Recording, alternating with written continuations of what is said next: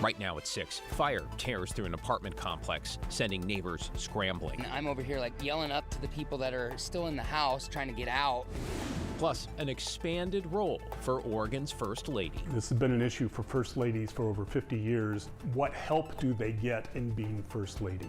Why the plan for her new office already appears to be causing controversy. And later, there have been issues with teachers being pushed, kicked, bitten. How teachers in one local district say disruptive students and uneven discipline seem to be making things worse.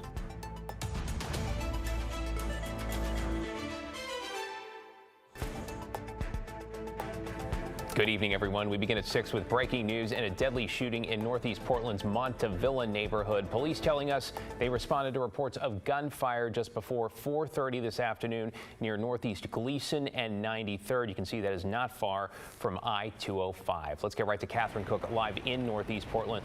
So, Catherine, what do we know? David, one community responder on scene tells me a man has been murdered. At this point, police have not released his identity. Several officers are gathered with loved ones here about 3 blocks west of where the shooting happened. Again, this all started around 4:30 this afternoon. Police responded to Northeast 93rd and Gleason on reports of shots fired. When they arrived, they found the victim suffering from at least 1 gunshot wound. Officers tried to save him, but the man died on scene. The police are just starting their investigation, but they tell us right now no one is in custody. They're also asking anyone who knows anything about this case, this shooting, to reach out to police. I'm back live here in Northeast Portland. This is definitely a fluid situation that's impacting evening traffic. I can tell you Northeast Gleason is closed from here at Northeast 90th all the way to I-205, so it's a good idea to avoid this area if possible. David? Yeah, Catherine Cook on the breaking news tonight. Thanks, Catherine. In your headlines this evening, a fire at an apartment complex in Washington County has injured 4 people, 2 of them critically. This is in the West Slope area off Southwest 90th Avenue, not far from Canyon Road. 4 to 5 units were damaged by the fire, which officials say sparked between 1:30 and 2 this afternoon. We talked to a woman who lives above the apartment where the fire started. Opened the door and I could see the flames and stuff starting to come over to my apartment, and just walked out here thinking about, oh my God, my cats, my phone, my computers. Yeah, that resident found out, though, her cats are okay. No firefighters were injured and no word yet on the cause.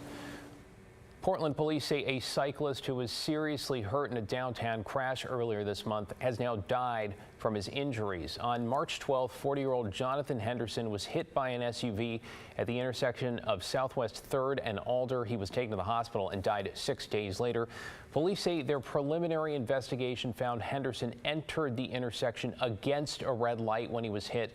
They add the driver has been cooperative and there have been no citations or arrests. And a Southwest Portland elementary school that was severely damaged in the January ice storm will not reopen in time for the upcoming school year. Students at Markham Elementary have been spread across 4 other campuses. In a letter to parents, PBS said the contractor is still clearing hazardous materials and repairs cannot begin until that is finished. They plan to install a new plumbing system, gym floor, ceiling tiles, drywall. You get the idea here. They're hoping that Markham will reopen by late fall. Joe?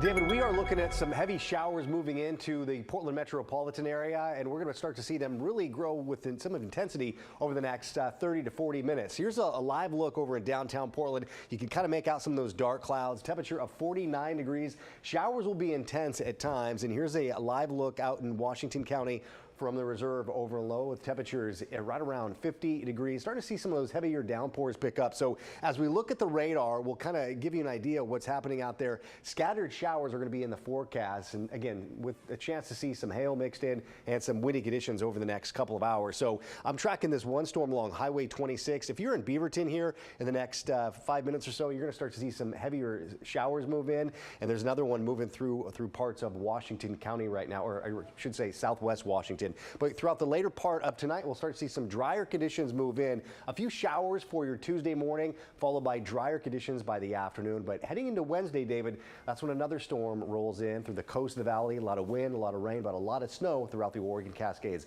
I'll talk more about that in just a few minutes. Yeah, welcome to spring. Thank you, Joe.